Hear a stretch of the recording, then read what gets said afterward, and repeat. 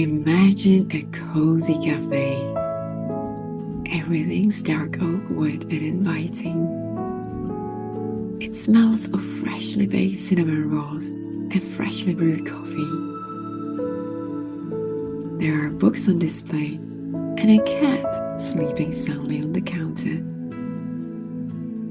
The place is filled with peace and calm, and there are people enjoying their drinks while reading or writing. There are no computers or phones to be seen. It's as if time has stopped and there is nowhere to rush. In another room, there's a group of people engaged in a quiet conversation, making new connections and learning new things. It's a friendly atmosphere of a tight-knit community that welcomes anyone new. The entire space is filled with magic. Magic that comes from books, chocolate, and mysteriously good bakes. But also from friendship, good conversation, and the cats who always keep you company and deliver exactly what you need. Welcome back to the Cat Coach Cafe. Me and the cat coaches, Aragorn, Apricot, and Prince, are delighted you found your way here once more, or perhaps for the very first time.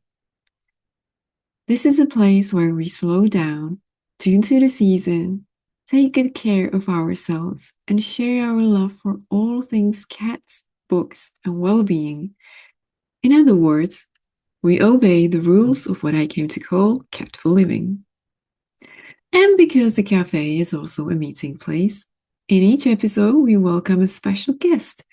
This time it is author and speaker and kindness expert, Dr. David Hamilton, who will explain why we were designed to be kind and the ways nature rewards us for our kindness. But more on that later. Let's first tune into the moment, slow down, and grab our hot drinks. You know the drill by now. If you don't have your drink ready, feel free to pause the podcast and come back when you do, as we will need it for our quick meditation to start with. But because I have so much goodness in store for you today, we will make it a tiny little shorter today, but just enough to ease you into the moment. As always, try to take this out just for yourself. No multitasking if possible. Just cozy up with your blanket, your cat by your side, and slow down. So, are you ready?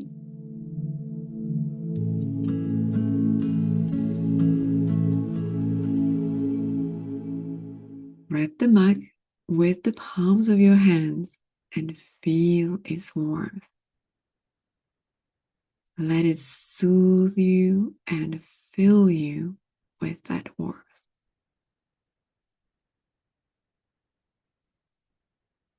Now close your eyes and take 2 deep breaths, breathing out with a sigh each time.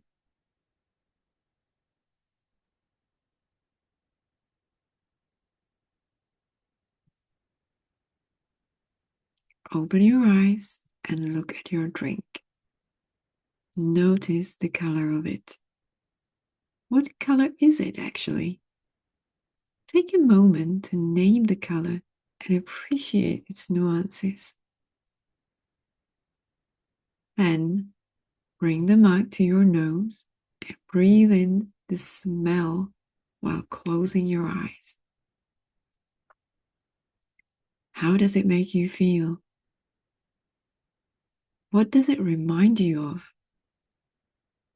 Does it bring up some emotions, some memories, or perhaps some visuals?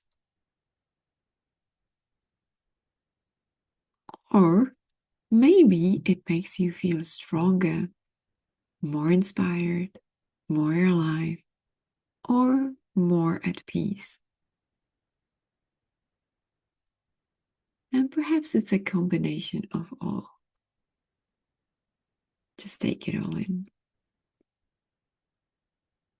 Then when you're ready, take your first sip, slowly, fully taking in its flavor.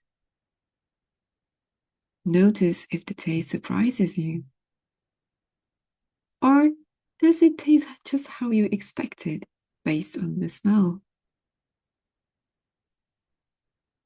Close your eyes and take another sip. And once again, notice how it makes you feel, what emotions it brings, what memories or ideas. Notice the deep flavors.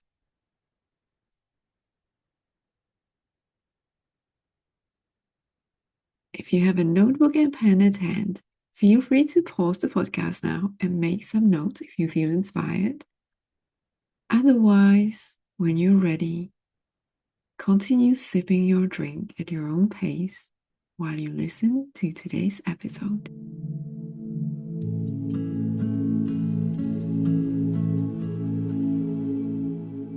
There is an old Cherokee story about two wolves.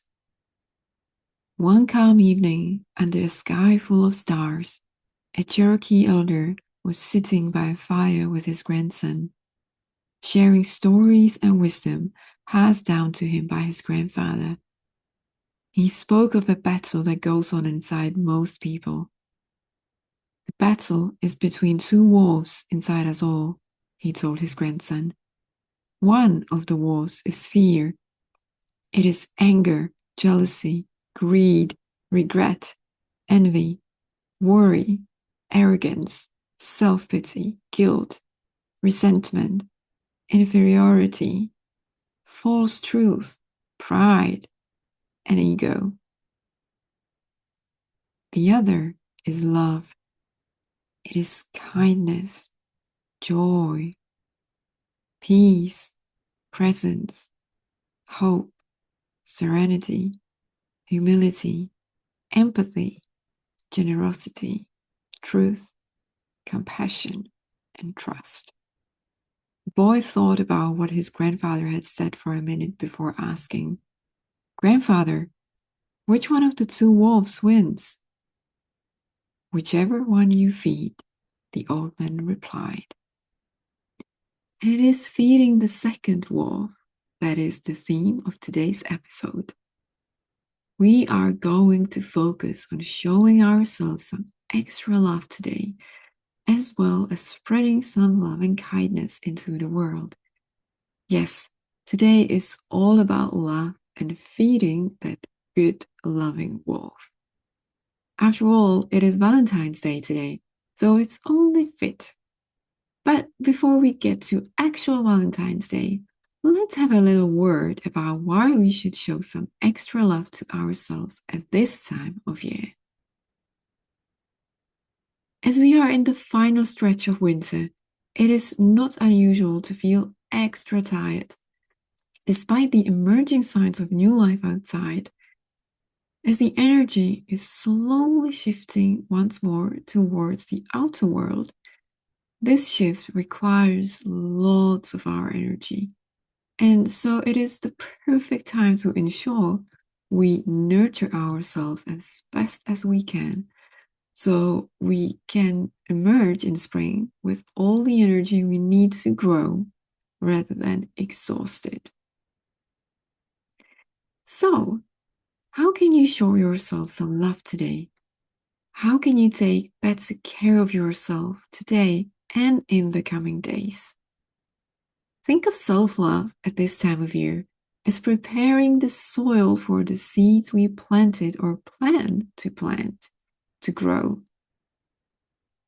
Does the soil have all the nutrition it needs? Is it rested enough? Does it have enough moisture? Perhaps you will need to water it regularly or fertilize it regularly, or make sure it has enough sun, that it's warm enough. Basically, create the exact conditions it needs to support the growth. So, what are these conditions you need to create for yourself to support growth? This is a great opportunity to once again grab that pen and paper and journal on this question. So, if you feel like it, pause the podcast and come back when you're finished, or come back to it whenever the time is right.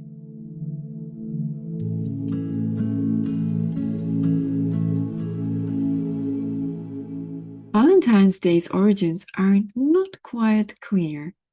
Celebrated on the 14th of February, some theories say it has origin in ancient Greece, where it was connected to the love elixirs and the temples dedicated to the old gods like the Aphrodite, the goddess of love.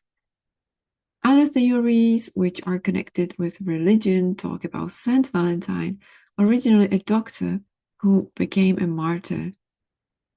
In any case, I personally believe that no matter your relationship with Valentine's Day or your relationship status as such, there is never enough reminders to show some love to the people around us or to ourselves. I would usually make sure to show myself some extra love on this day, usually treating myself to a relaxed day and making sure I do something that nurtures me as well as something that brings me joy. And I would often buy myself some flowers too, no matter my relationship status. But I absolutely love the idea of a Czech priest I came across recently who embraces this day as an opportunity to write letters to people who are lonely and don't have anyone who would tell them those words, I love you. Perhaps this is the best way to celebrate this day of all. To write a letter to someone who's lonely and tell them they are loved.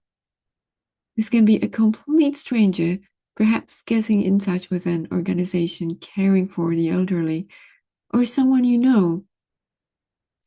Tell them they matter.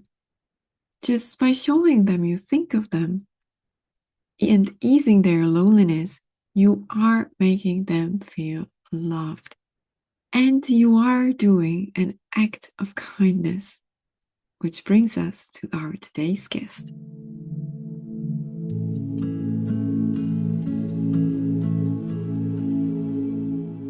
Dr. David Hamilton is an author of 12 books, including the one we're going to talk about today, The Joy of Actually Giving, FUCK, and also my absolute favorite book on self-love, I Heart Me. He has a PhD in organic chemistry and formerly worked in R&D within the pharmaceutical industry, developing drugs for cardiovascular disease and cancer, before switching careers and becoming an advocate for kindness and a kinder world. I first came across David's work in 2018 at a writer's workshop that I attended, where after many great speakers telling us how to write and what rules to follow and how to succeed in the writing world, he came on stage with his unique energy and his funny speech, telling us all about how he has written his book, following no rules whatsoever, inspiring me to be myself and creating my own rules, becoming my ultimate inspiration whenever I'm feeling down on my writing journey. Ever since then, I've been following David's work and I became a huge fan of kindness myself. And so it was a great pleasure to sit down with him and talk all things kindness and also how animals make our lives so much better, as well as the cats he grew up with. What inspired you, or what was at the beginning of your career switch? Because you weren't always a public speaker, you weren't always studying kindness. So what did you do before, and what was some impulse that made you change your career path? Good question. I worked in research and development. I was helping to develop cardiovascular and cancer drugs, and I became fascinated, really, really fascinated with the placebo effect and the broader mind-body connection. And if I was to wind back and explain why I was fascinated in that, it was because my mum had postnatal or postpartum depression when I was a kid. And it was a time when it wasn't very well understood. And so my mum didn't get the right treatment and she struggled a lot and tried to keep it from us, myself and my three sisters, best she could. But I kind of knew there was something that my mum wasn't telling us. And then I had just started high school and I was in the library for the first time. The English teacher took us to the library and a book fell off the shelf. And it might have been I bumped it with my bag, I don't remember. But the book was called The Magic Power of Your Mind. And I thought, I wonder if that can help my mum. And it was like an intuition. So I put the book in my bag and I took it home. I didn't know that you're supposed to join a library and sign the book out. We actually still have it. Like, I don't know, 40 years later, we still got the book. But it really helped my mum. It didn't cure her depression in one day, but what it did do is it gave her insights and tools and strategies that she could put into practice what she did that helped her to navigate a course through some of the tricky times. So as I was growing up as a teenager, my mum was so fascinated with what she learned from that book, The Power of the Mind, so to speak, that my mum and I frequently conversed, talked about the power of the mind and stuff. And we both became really fascinated with the whole broad implications of the mind. So it's no surprise that, wind the clock forward, I now have a PhD and I'm working in cardiovascular and cancer research and development. And my fascination was the placebo effect. I was more interested in why it was that people receiving placebos were making improvements, more so than I was interested in the fact that the medicines we were developing were having a positive effect. Like all my colleagues, that's what their interest was, but I just couldn't get out of my head.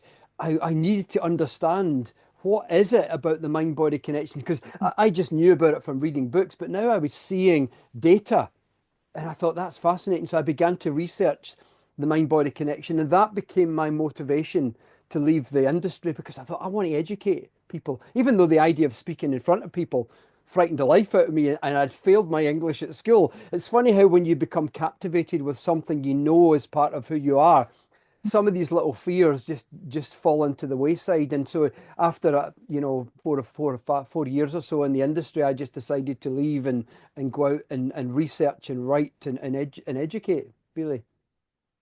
It's really fascinating though that the book actually like fell off the shelf. It's like sort of like the universe was like I telling know, you, eh? hey, this is your path.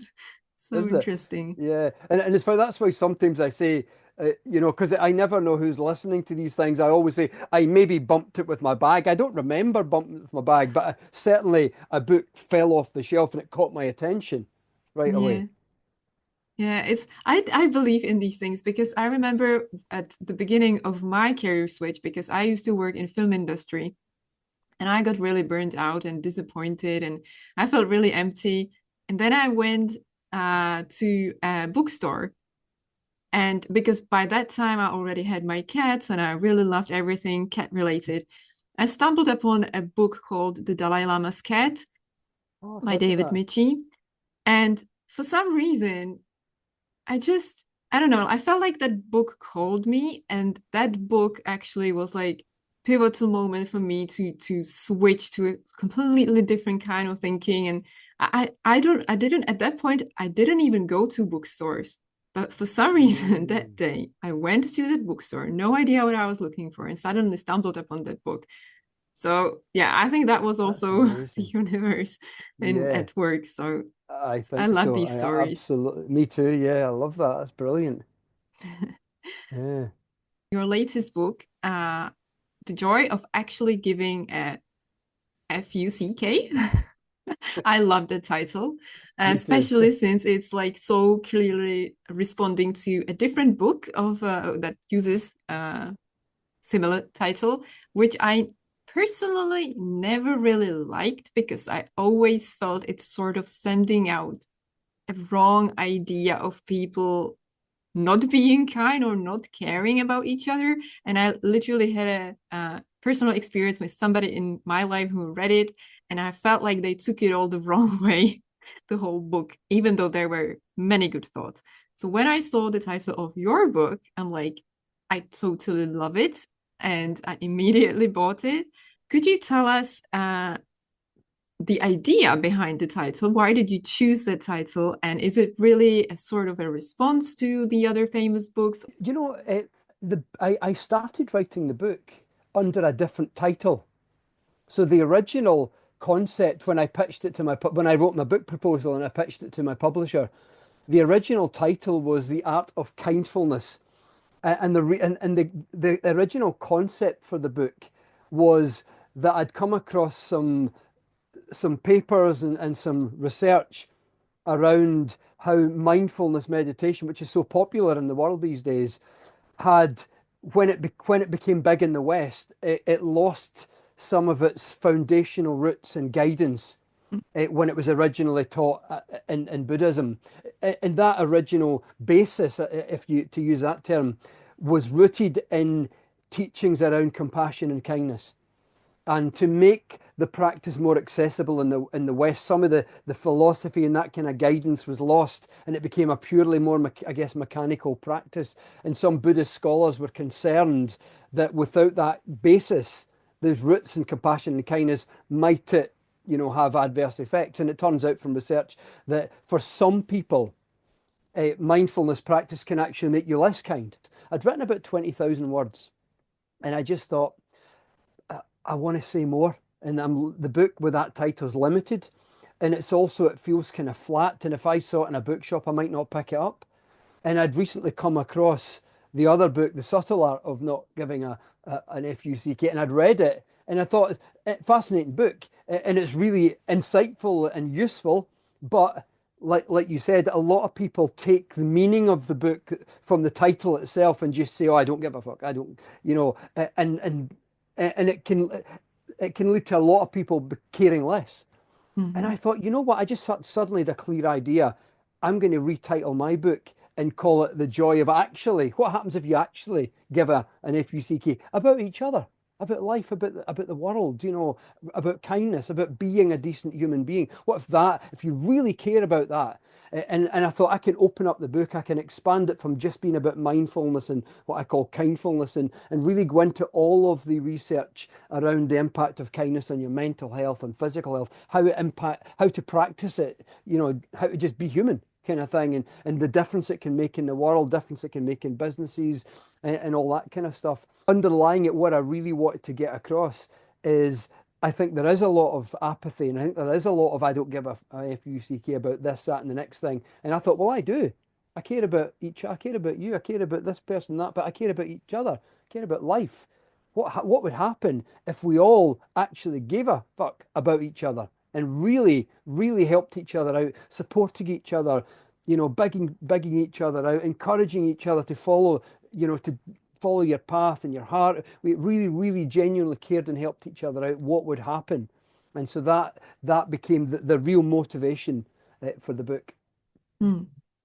And speaking of kindness, there are, as you describe in the book, there are many health benefits, proven health benefits of kindness. So can you just tell us the main ones?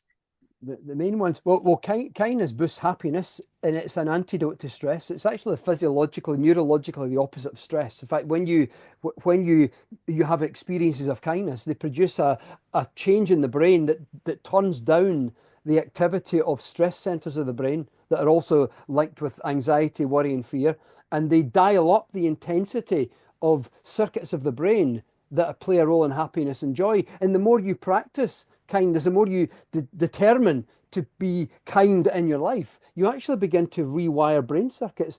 Very similarly to the way that if you determine to get fit, for example, and start running, then your muscles become firmer and stronger. So something similar happens in the brain. You literally change the structure of some brain regions in a way that makes happiness and joy and positive mood states more accessible to you. Another key thing that happens is kindness reduces blood pressure. And it does it in two ways. So it's really good for the heart, in other words. It does it in two ways. One, by being physiologically the opposite of stress, kindness actually selectively calms the nervous system. And that takes pressure off the cardiovascular system, allowing it to work more optimally. But another thing that happens is a direct effect of what I call kindness hormones, which are akin to stress hormones. You know, stress hormones are these adrenaline, cortisol, these things that can get produced when you have an experience of stress. So when you have an experience of kindness, we produce substances also. I just call them kindness hormones to draw this parallel. But one of the things our kindness hormones do is they actually bond onto the lining of our blood vessels and cause the blood vessel to expand, which means the heart doesn't have to push as hard, eases off some of its pressure. And what we get is a reduction in blood pressure. So kindness is actually cardioprotective. Another thing that happens is kindness helps to support immune function. So when you have experiences of kindness, the immune system is allowed to able to work more optimally. So what you tend to see is changes in key what do you call it? Antibodies. There's a key antibody that lines our mucous membrane called secretory immunoglobulin A. And that's for the test at the end of the podcast. I'm only kidding. So by taking the stress pressure off the immune system, it allows these things to work more optimally. Kindness also alters the inflammatory response in a way that the body recovers faster from stress. So the internal body recovers faster from stress. Kindness even has an impact on skin tone. It even has an impact on free radicals and inflammation on our skin. It even, believe it or not, right down to the genetic level, slows down the rate of biological aging. So there's a number of what I call side effects. These are things that happen alongside having kind intentions and saying and doing kind things on a consistent basis. That said, you do mention in your book that all these benefits are sort of nature's way to reward us for meaning it really, that there is a difference between like Yeah. sort of staged kindness and real intention. Is that so? That's absolutely right. I call this nature's catch 22, meaning that nature seems to have set it up in such a way that you only get these biological benefits of kindness if you mean it. And the reason for that is what produces these benefits, these biological, these physiological effects, is what happens when you have an experience of kindness, when you have a genuine experience of it because of what it feels like to you. That produces kindness hormones and other things in the body that begin to impact the nervous system, the heart, the immune system, and stuff. But if you don't mean it, if you just do something because maybe you're doing it for show or you're hoping to get something out of it, something in return, and you don't really mean it, then you won't feel it the same. So you're not having the same experience of kindness. You're doing something in your head, but you're not having an experience, an emotional, psychological experience of it. So therefore you don't get the benefits because you need to have that feeling, that felt experience of kindness to get the benefits. So I call this nature's catch 22, that the only way you can get that felt experience and therefore the positive physiological effects is if you mean it. You do it on purpose because you genuinely care. And that's so beautiful about kindness that it's like if you want the benefits of kindness for yourself and be kind, you're at the same time making the world better. So it's like win-win. It's Yeah, awesome. absolutely. I think I think this works this way because we're supposed to be kind. It's our Yeah. nature. I mean, humans, we have kind genes. These are genes that are associated with our natural tendency to be kind, to have empathy and compassion, to care about each other, to want to support and look out for each other. And so, because our ancient ancestors learned eons ago that doing these things, helping each other out, supporting each other, working together with things in communities was much safer and more intelligent, really, in the long run, in terms of survival and thriving, than trying to do everything yourself. So we gradually evolved genes which ensured that that's what we would do, and that also ensured that the practice prolonged our likelihood of being alive, so made us healthier, and also ensured that the practice was a pleasurable one. So all of these things. So that's why I say today, kindness is one of the things that make us most human. It's one of our real human traits. We're supposed to be kind. It's when we're not that we make stress more likely. And this is why I say kindness is the opposite of stress. Physiologically, when we are kind, it takes the place of it shoves stress biochemistry to the background, and kindness biochemistry surges in its place. Yeah, I really think that if this world needs one thing, it's kindness. And it's so sad on one hand that it's like the most natural thing, and but somehow we need to be even talking about it today, about bringing it back, even though it should be really natural. It's sort of sad, but I'm at the same time Mm. so glad that we are talking about it because we do need it. I think sometimes we just forget. Yeah. You know, even as a society, we just sort of forget. Sometimes we listen to people talking about the opposite things and we think, oh, that's really clever. And then we just forget. And so we lose touch of what actually makes us human. And it needs sometimes a little bit of insight or education or a wee shunt, push kind of thing to suddenly snap us back to realizing this is what makes us human. This is what we're all about. This is how we're supposed to be. We're supposed to care for each other. Yeah, I think another thing why it's like sort of lost in our society today is what you also talk about in your book, which is that many people associate kindness with weakness, Mm. which is again so sad that it has nothing to do with weakness, right? It's, in my world, it's always been like the strength, more like, because Yeah, even the more because of the more rare it is, the more it's like a superhero actually, if you're yeah. kind. And it can take a lot of courage. In fact, I had this conversation a short time ago with one of my friends who said that she was so proud of her daughter because a new kid came to the school and some of the cool kids were making fun of this person and this wee boy, and he was sitting at a dinner table himself at lunchtime. So she was saying her daughter went over and befriended him and sat beside him and started, bringing him into her wee circle of friends. And that took real courage because it risked the cool kids making her a target as well. But that didn't even enter her mind, and it took some courage. And I think kindness takes courage and real intelligence sometimes, and it takes wisdom. For example, it takes wisdom and insight and patience and self-control to act kindly instead of reacting to things and perpetuating a conflict. It takes real insight and presence of mind and wisdom and courage of kindness to diffuse a conflict rather than causing division and perpetuating it in the first place. And sometimes when people say kindness is weak and it's flimsy and all that, I think sometimes people say that because it's easier to minimize something than to admit that you're lacking in it in the first place. So I think that there's some of that going on as well. Which really brings us back to mindfulness as well and the divide that's here between mindfulness and kindness, because once mindfulness is what it's supposed to be, then kindness is natural. So, but if the teaching of mindfulness is stripped of kindness or, kindfulness, as you call it, then yeah, then it's seen as a weakness potentially, which is Uh, completely wrong.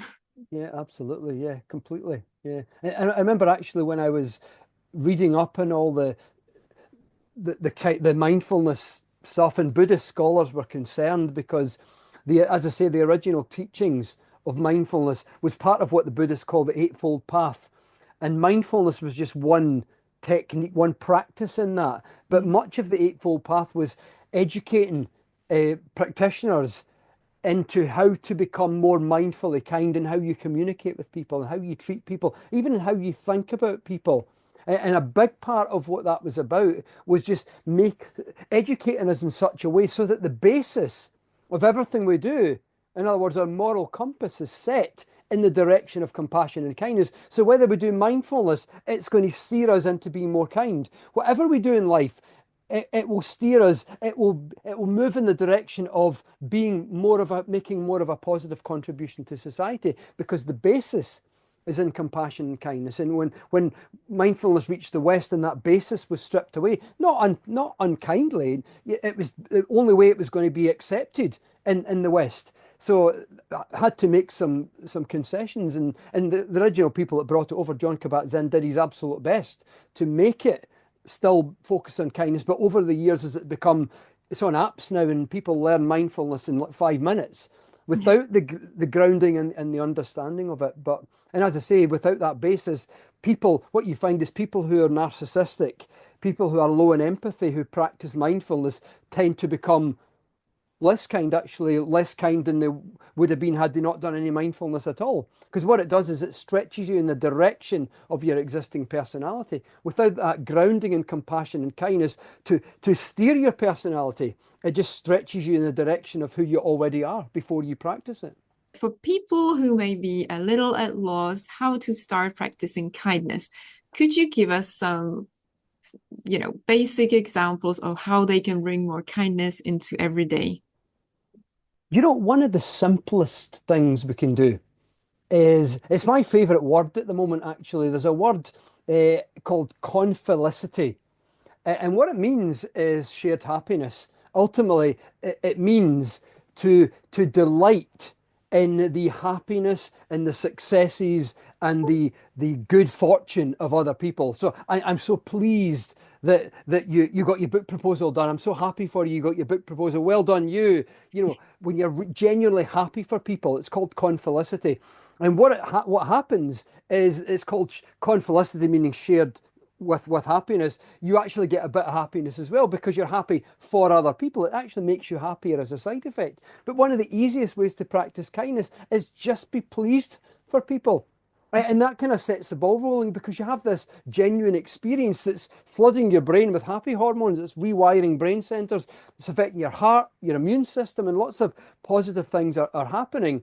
And that kind of puts you into a space where you're more able to do little things. Because when it comes to practicing kindness, you don't have to do massive observable things. In fact, it's one of the questions when I first started writing on kindness, that people ask me most often, that, how do you be kind? And people were thinking that to get these benefits to the heart and stuff, you had to literally change someone's life, do something really big. But not at all. It's the little things.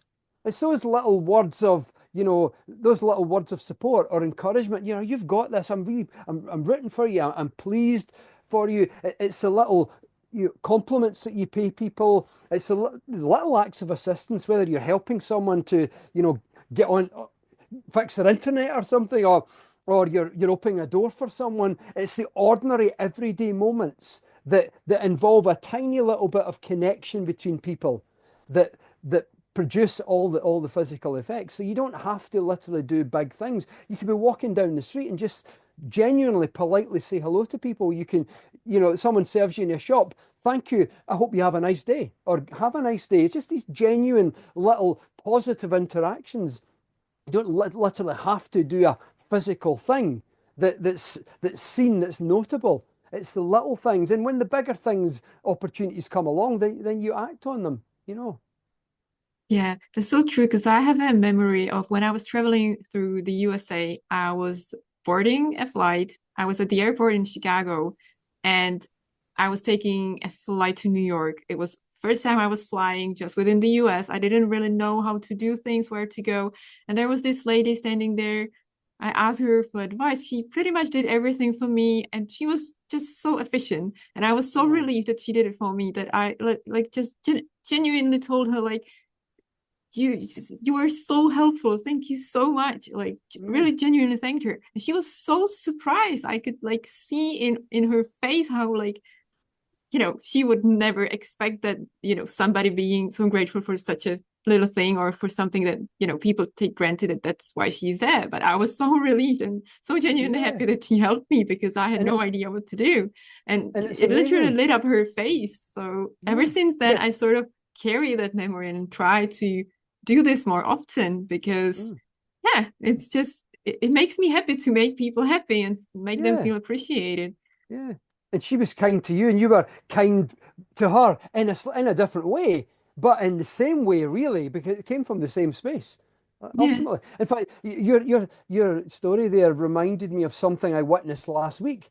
So I was down at the post office and I had a kind of complex things with forms and stuff that needed filled in.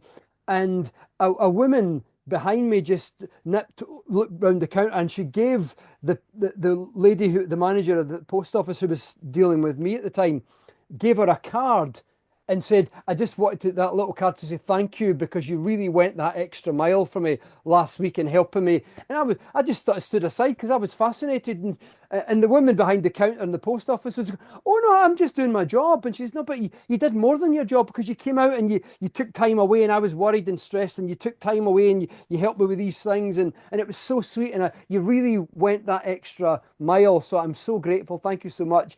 And all the way over the next 5 minutes as she was dealing with me, she had this huge smile on her face Yeah. because someone had came in and said thank you with a little, gave her a card and genuinely meant it. And it Yeah. transformed her day. And so Yeah. every customer then she communicates with the rest of the day will get some of that good spirit. So it's contagious in that sense. Yeah. Yeah. And another thing is when you talked about being happy for other people, that's another one of my memories. Like last year, my partner, he's a musician and he won like the biggest award in his career so far. And he was in LA and he called me and I was literally I don't know when was the last time I was so happy, like so genuinely physically happy. I was like buzzing with happiness for the next 2 days. And it wasn't even for me, it was for somebody else. Yeah. It was so Confelicity. fascinating, actually. Confelicity. That's what it is. That's amazing, isn't it? Yeah, Yeah. it is. And Yeah. even now, when I look back, like at the year that was 2023, it's like one of the memories that stand up. And I wasn't even Yeah. there with him Yeah. to Yeah. experience it. I just experienced it through a phone call. So, Yeah, but it's amazing. It's just that again, it's part of what makes us human. It's that yeah, ability, that not only ability, but that wish to genuinely wish good things for each other, to support each other. yeah, Brilliant. yeah. Yeah. Another topic around kindness is kindness towards animals, Oh, which yeah. also there are many scientific proofs now of how life-changing on a physical level even it is when we form bonds with animals. So could you tell us a little bit about that as well Yeah, in context of kindness? absolutely. In fact, one of the large studies that's fairly recent in relative terms looked at people, thousands of people actually, who had in their families either cats or dogs or rabbits, but most people, it was mostly cats and dogs in the family. And there was a substantial protective effect against heart attack and stroke. I mean, a substantial effect, like something medically, clinically significant of having a cat or a dog. And what it came down to, because initially research had assumed that early research had looked at mostly dogs and had wrongly assumed that the protective effect on the heart was actually due to the exercise of taking a dog for a walk. And it was only when larger studies like this came out when you realised that the strength of the protective effect for cats and dogs was almost identical. And you don't necessarily take a cat for a walk, so it can't really be the exercise. So it turns out what it is, it's the kindness and affection that you show the animal. It's a love. It's those frequent times when it's cuddled up beside you and you're just, stroking its ear or its neck or its tummy and stuff. In fact, just before I came on to have do this podcast with you, my little dog was cuddled up beside me. She sometimes presses her whole weight against the side of my leg when I'm working just so that I can tickle her tummy. And I'm doing that with my hand, and I'm saying, okay, this is me now. I'm taking a 10-minute break because this is what we'll be doing now. And then she leans her whole body into me. But it's this love and warmth and affection frequently throughout the day that creates in the body kindness hormones. And what they do is they act on the brain and they act on the heart and they act on the immune system. They act even on your muscles, they act on your skin. They actually act right down at the genetic level in ways that slow the rate of biological aging. So it's the love and the affection that you have for the cat or the dog that does it. It's not the presence of the dog or the cat, it's the affection you have. Because another study that was looking at dogs actually found a substantially different cardiovascular effect depending upon the quality of relationship. So people who had a really good quality relationship with the dog, and they measured that by by watching videos and counting the number of seconds that the human and the dog made eye contact over a period of time. And they found that those who had the better quality relationships had a much better cardioprotective effect on their heart than those who had poorer relationships. So it's the fact that you care for the cat or the care for the dog or any other animal we have in our lives. It's the fact that you care and you show that love and you express that love and affection that has all these biological effects and almost very, very similar effects on the cat and the dog as well. By being loved for them also generates something very similar to kindness hormones, but they're slight, slightly different, but they're biological equivalent that also affects their heart and their aging process. Mm. Which proves why some animals are able to live much longer than vets would say when they are truly loved, right? Absolutely, yeah, yeah, yeah. Because Yeah. it really does have anti-aging effects, as I say, in animals just as well as it does Mm. in humans. That's so fascinating. And I Mm, also think like if we build that bond with the animals, it naturally makes us kinder to everybody else. Because I experienced it myself. I never had any pets, and I got my three cats. It was like basically an accident, sort of, because a stray came to us. She had kittens, and I was in love since the day they were born. And my life completely changed when they entered my life. So mm, I could literally I felt like I've changed so much. Like I felt it's also part of the book that I'm writing that I literally felt like I only learned to love when I actually had the animals show up in my life. So yeah, I think that just loving animals naturally makes us kinder it humans. does. So we can It, start there. If you struggle with being kind, get yourself a dog, a cat, or any animal, and I think you will become much kinder really fast. I think that's some really good advice. I really do think that's some really good advice. I love what you said there because it does, I think it opens you up, it Yeah. expands you in a different way. I have something I can relate to that because we lost a dog from bone cancer. He was only 2 years old. His name was Oscar. He was a yellow Labrador, and he died at 2 years and 2 months old Mm. from bone cancer.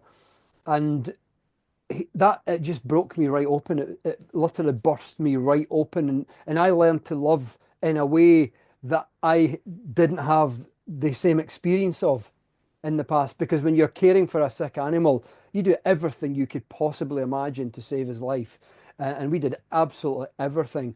And when he passed away, I think it had burst me right open. I remember my partner saying at the time, because she'd had the same experience of an intensification of love in a different way that she'd known also. And she said, "Where's all the love going to go?"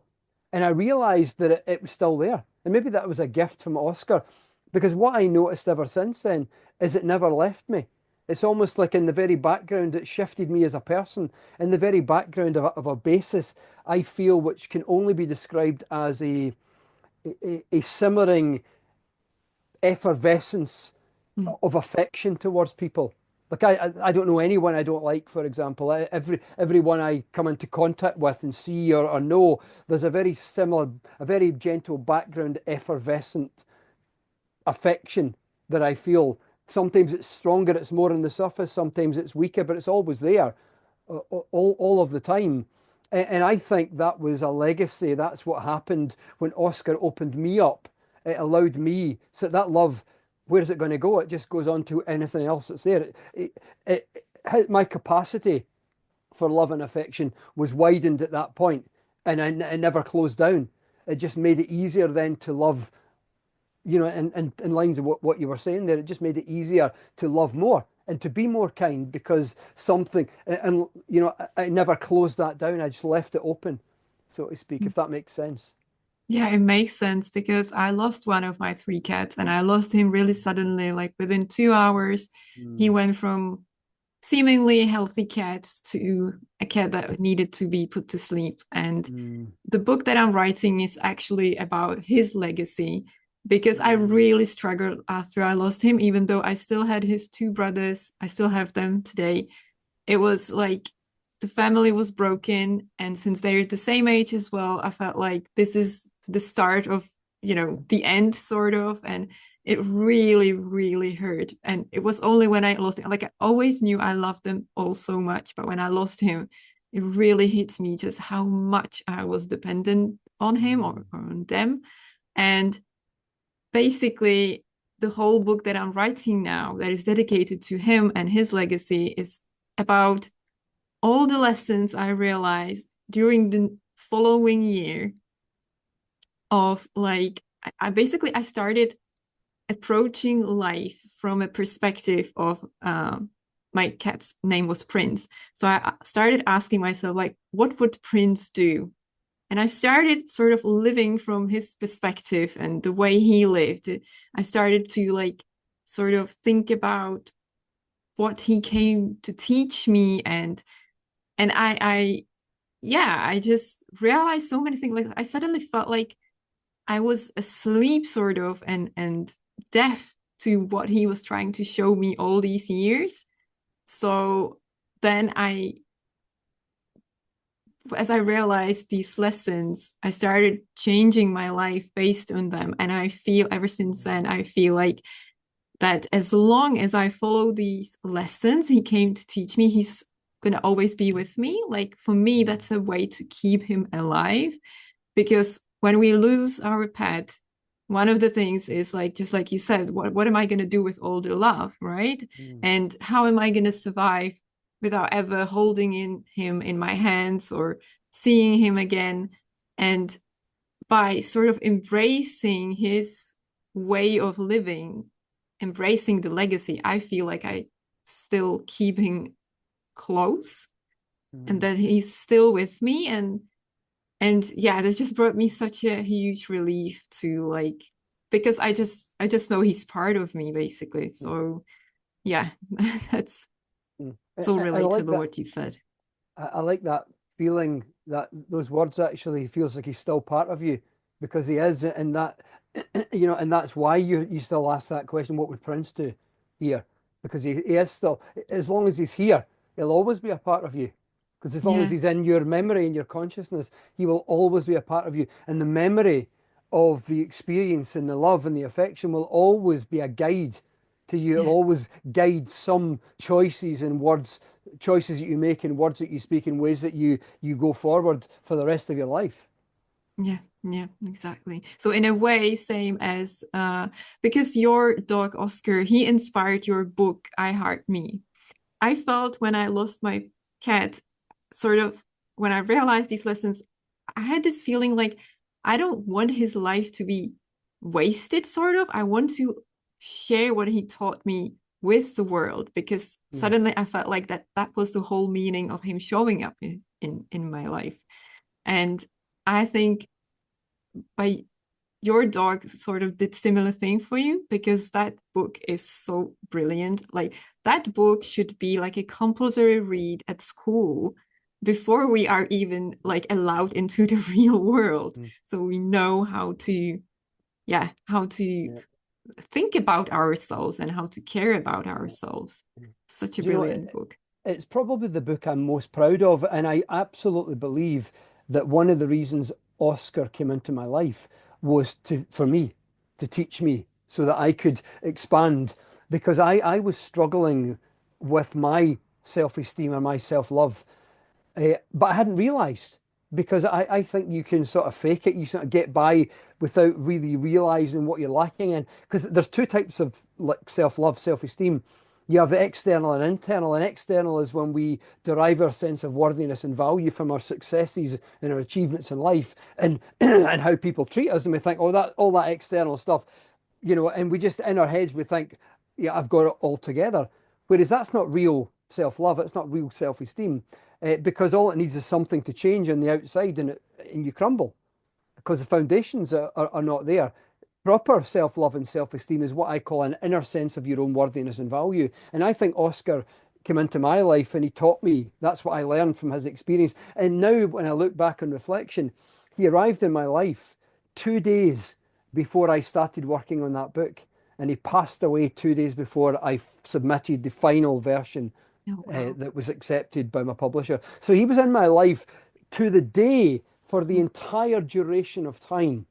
I was working technically on that book, and for me that was him saying, yeah, this is one of the reasons I came into your life. Maybe a different reason came into my partner's life, but certainly that's why he came into my life, was to save me in that respect, to so that I can learn to love myself and therefore love others in a way that I've not been able to access in the past. And that book literally changed my life. Actually, the 2 years that I spent writing I Heart Me, I grew more as a person in that 2 years than in the previous decade of personal development work. I grew more in 2 years working on self love and what it really means for that and how different ways to put it into practice. And that's why today I'm so proud of that book. It is the book probably actually I'm most proud of because it's there's more of me in the book because I had to learn how to love myself as I was going along. It wasn't one of these books that you can write because you already know the stuff or you're researching it.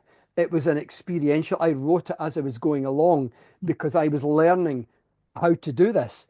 So I was literally raw and open Yeah. and educating as I was going along because it was pretty much my life as I And was learning.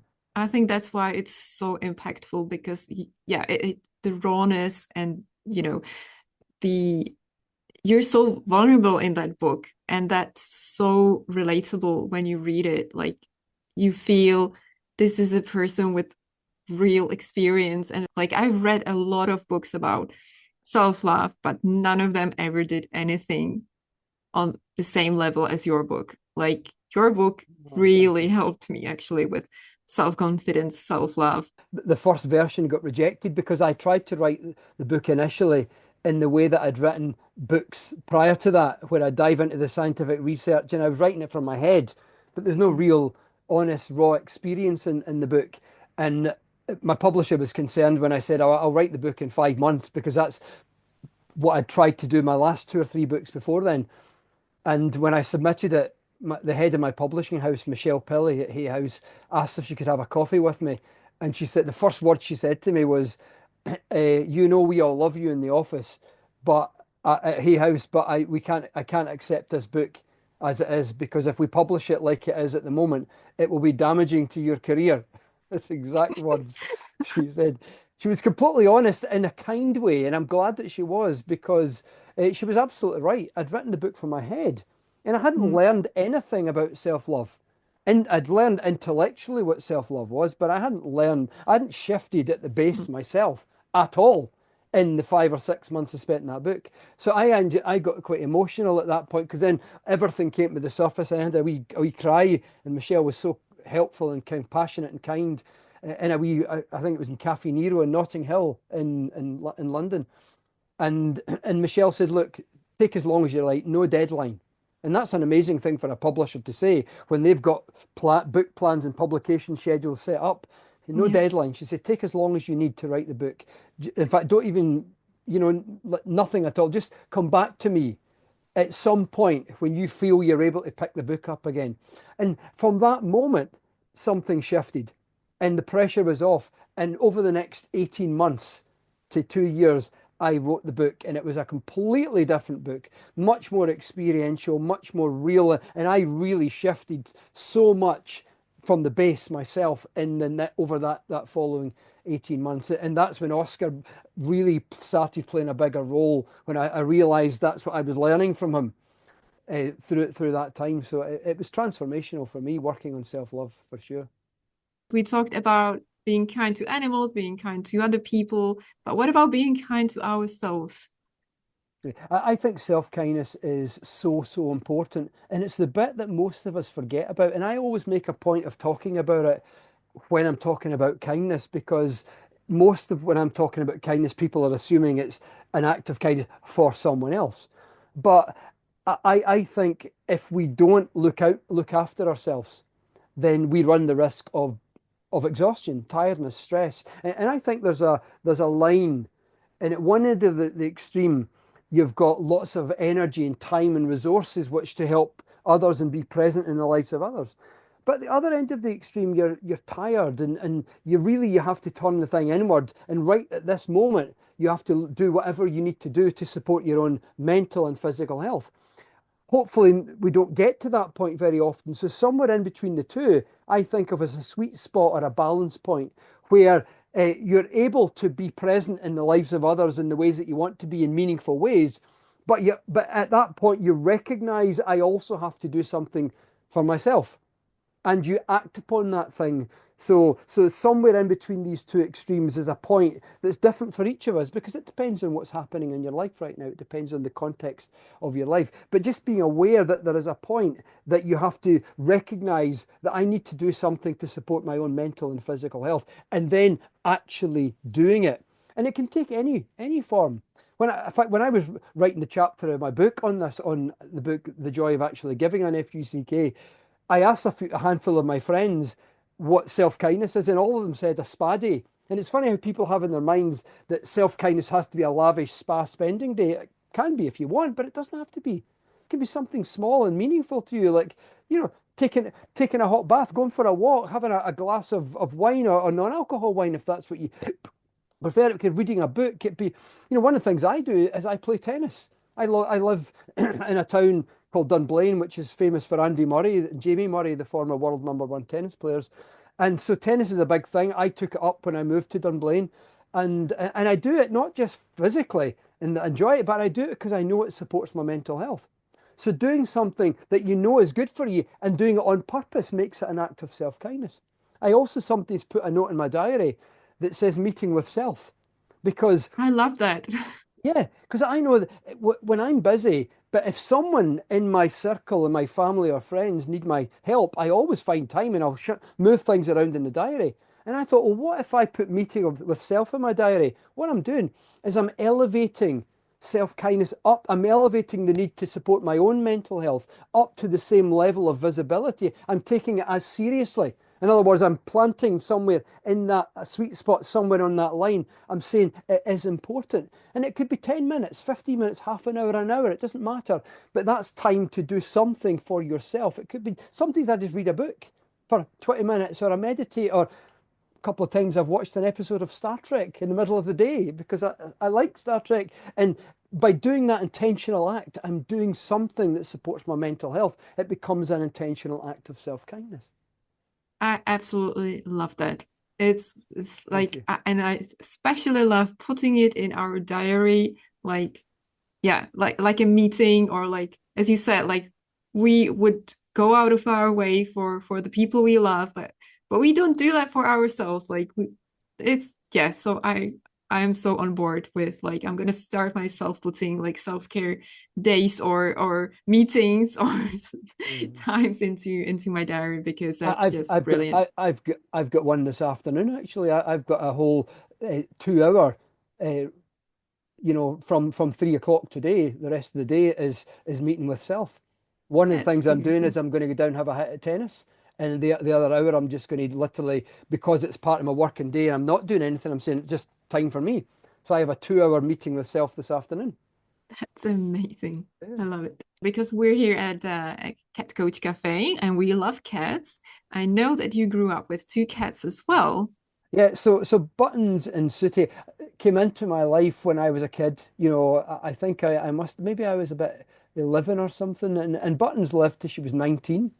I think Hmm. Sooty was about 15, and they were just lovely, great wee cats. I mean, they used to sleep in my bed a lot at night time, and sometimes if I came in at night, I'd hear Buttons jumping down off the floor. These are some of my fond memories.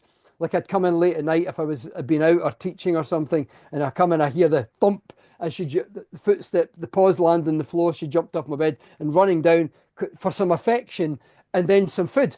And she would come up, and if I wasn't feeding her right away, I was sitting on the couch. She would come up and go like that to me to say, "Come and give me some extra food." So I'd go away and give her some extra food that she wasn't supposed to get, but I just gave her it anyway. And it was just a lovely, lovely thing. They were very affectionate, and actually, Sooty used to amazingly as a kitten she used to play fetch, which I thought only dogs did that, but I used to take a ball of paper and throw it, and she'd run and get it and bring it back and drop it. And listen, this would go on for ages, and literally for years she would play fetch with a piece of rolled up paper. It was brilliant. It's amazing. And I loved the way they used to climb up the Christmas tree and knock it, it would fall down. Oh, Yeah, it was so funny. Every year the Christmas tree, either one of the two of them would climb up the Christmas tree and the whole thing, and they'd jump off when it's falling down. It happened every year, but they still did it. It was so Oh, funny. wow. I just love just petting them because I love the wee kind of the wee Yeah. purr sound. It was like a wee background motor. And it was just one of my favorite sounds in the world is the a purr of a cat. And just like, rub the back of their head, the neck, rub the back of their heads or their necks, and stroke them in big long strokes. And it was just this background Yeah. of the hum of the purr. And it's such a delightful sound, isn't it? It really Yeah. is. I think it's such a heart opening and a Hmm. heartwarming sound, knowing this sweet little animal here is loves you and it loves the experience right now, and I love it back. We love it back. It's Yeah. amazing. So why is there no cat in your life now? We have a dog, Well, and yeah, I mean, she probably Daisy would be fine actually. We have a wee Bichon Frise hmm, dog, 3-year-old Daisy. She'd probably be fine, but with a cat. But we've just been quite happy with our wee dog, and we had Oscar prior to that. Well, Oscar was hmm. 10 years ago now. But maybe one day I'll have a cat or more in my life. But at the moment, it's a dog's world where I am right now.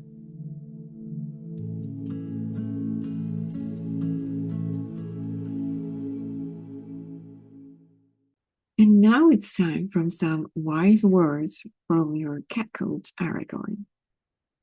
I heard this week was all about love. Or was it just one particular day? I'm not so sure anymore. For me, every day is about showing my human love. Because that really is what life is about, right? Like, if you truly love someone, you show them in some small or big way every day. And that small way could be perhaps just sticking to your rituals and always showing up for them. It may sound insignificant, but it's exactly these little things you're here for on a regular basis that are signs of love. Me and my human, for example, have this bedtime routine. I lead her to bed every night. Then we get to bed together, cuddle, and look deeply into each other's eyes. Sometimes there are belly rubs and headbutts, and once this first part is over, I doze off laying next to her as she reads her book. Love is also helping each other out to make these rituals possible when one of you is tired or feels unwell, like when I'm too sleepy to walk her to bed and she takes me in her arms and puts me right on the sheets next to her. And it's also the unexpected, the completely out of the blue situations you weren't ready for, but don't hesitate for a moment to show up for. Like the other night, as I was happily dozing off, suddenly my human, with her book in her hands, started crying like crazy. I was completely caught off guard and panicked a little. I didn't see this one coming at all. What happened? What have I missed? She seemed perfectly fine just a moment ago. But then I stopped making it about myself and my own failure and just got myself up and gave her some headbutts and extra loud purrs. You see, not taking things personally and rather focusing on someone else's pain and how to help them is another sign of love. So, yeah, it's not difficult to show love. And I think we should totally do it every day. Although I'm not against receiving some special delicious treats or some extra cuddles if humans decide it's a special day for love. I mean, who am I to refuse, right? After all, I am one lovable cat.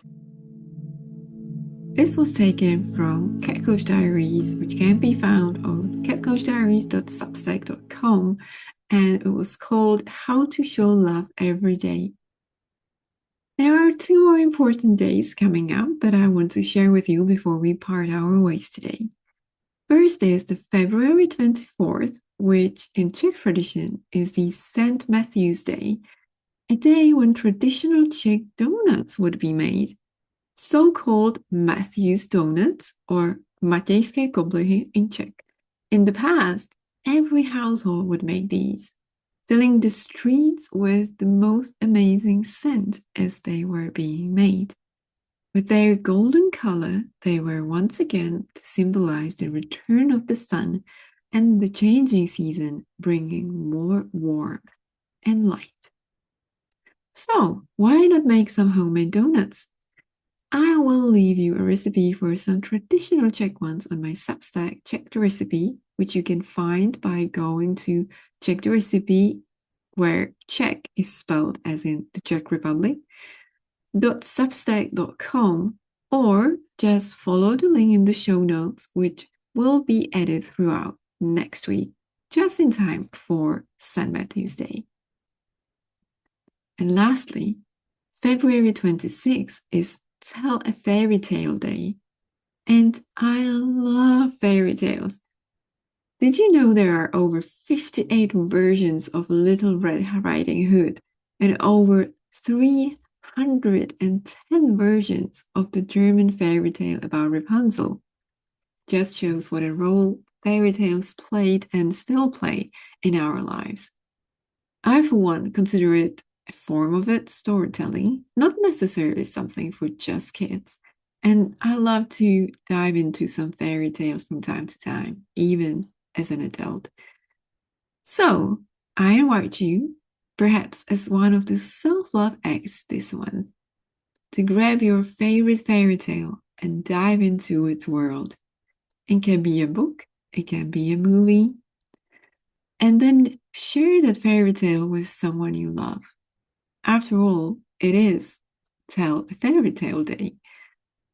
Or, even better, if you're feeling creative, how about you sit down and try to pen your own fairy tale? And then tell that fairy tale to someone. In any case, do come to my Substack or Instagram and share your favorite fairy tales or your own creations with me. I would absolutely love to know what you enjoy. And with that, we have once again reached the end of our time together. We'll see each other in 2 weeks' time again. This time, we'll welcome author and traveler CJ Fentiman, and we'll talk all things Japan and cats and how are these two connected. So definitely do not miss that one. Meanwhile, don't forget to subscribe to Cat Coach Diaries on Substack to get notified when new episodes of the podcast are up, but also about all the new Cat Coach Diaries, like the one I shared with you today. If you would leave a rating, a comment, or follow us on Spotify, Apple Podcasts, or anywhere else you listen to this podcast, we would appreciate it so very much, as it will help us not only reach a wider audience, but also to continue doing what we do and bring you more podcast episodes in the future. Until next time, stay cozy, stay warm, and cuddle those cats of yours.